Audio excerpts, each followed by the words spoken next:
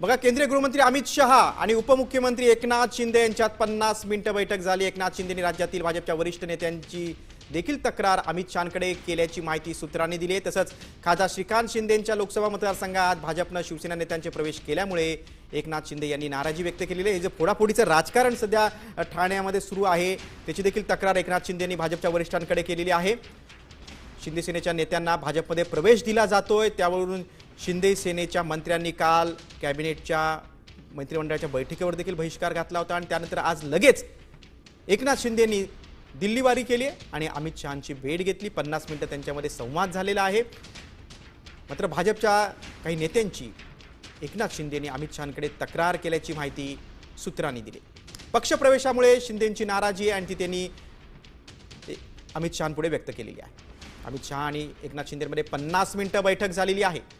जे महायुतीमध्ये कुरघोडीचं राजकारण सुरू आहे त्याची तक्रार एकनाथ शिंदेने अमित शहांकडे केली। कल्याणमधील ऑपरेशन लोटसमुळे शिंदेची नाराजी आहे। आपण अधिक माहिती घेऊया, आमचे प्रतिनिधी सूरज मसूरकर आपल्या सोबत आहेत। सूरज, काल कॅबिनेटवर बहिष्कार आणि आज शिंदेने लगेच दिल्लीवारी केलेली आहे, अधिक काय माहिती?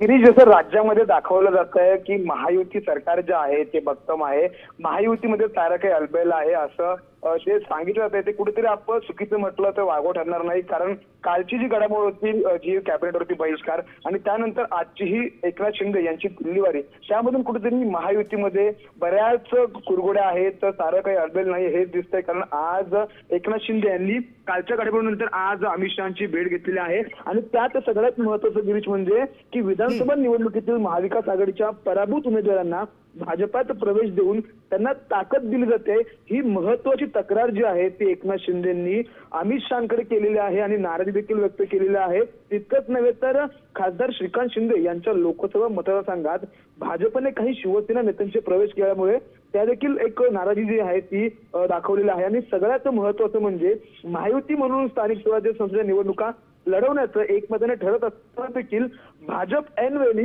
वेगळीची चूल मांडत आहे, त्यामुळे कुठेतरी सेनेचीच कोंडी होत आहे। असे अनेक जे तक्रारीचा पाडा जो आहे तो एकनाथ शिंदेने अमित शहांपुढे मांडलेला आहे। मात्र आता अमित शहा नेमकं यांच्यातील काय बोलत ते अद्यापही बाहेर आलं नाही। मात्र या सगळ्या गोष्टींवरून महायुतीमध्ये सारं काही अलबेल नाही हेच म्हणावं लागेल आणि या सगळ्या तक्रारीचा पाडा जो आहे तो एकनाथ शिंदेने आता अमित शहा दरबारी मांडलेला आहे। आता नेमकं महायुतीमध्ये नेमकं आता इथून भविष्यामध्ये काय होतंय, आगामी स्थानिक स्वराज्य संस्था निवडणुकीमध्ये नेमकं काय होतंय, काय चित्र असेल हे पाहणं आता गिरीश फार महत्वाचं ठरणार आहे। अगदी बरोबर। भाजपचे प्रदेशाध्यक्ष रवींद्र चव्हाण यांची पण काय थेट तक्रार शिंदेंनी केली आहे का?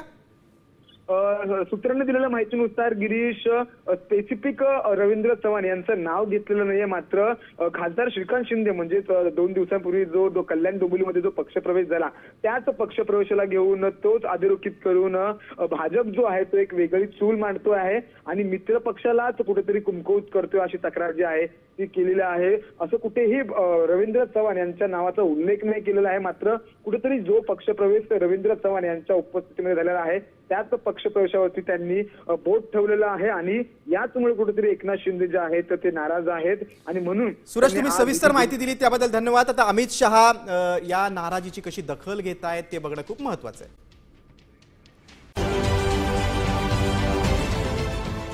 देश विदेशातील प्रत्येक घडामोडींचे लाईव्ह अपडेट मिळवण्यासाठी आता साम टीव्हीच्या सर्व सोशल मीडिया प्लॅटफॉर्मला लाईक, फॉलो आणि सबस्क्राईब करा। तसंच सर्व नोटिफिकेशनसाठी बेल आयकॉन प्रेस करायला विसरू नका।